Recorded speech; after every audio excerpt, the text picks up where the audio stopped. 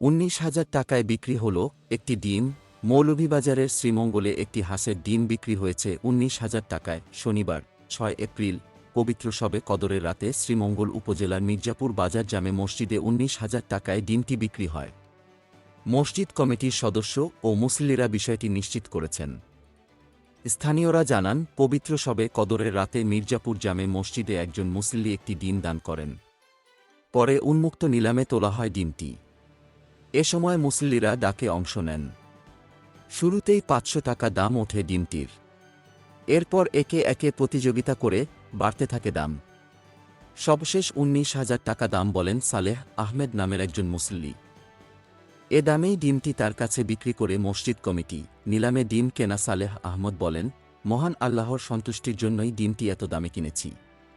মসজিদের জিনিস বেশি দামে কিনলে আমার ওই টাকা আখিরাতে নাজাতের উছিলা হবে বলে আমি মনে করি। Golam Mostafa, desk report, BE news, Dhaka.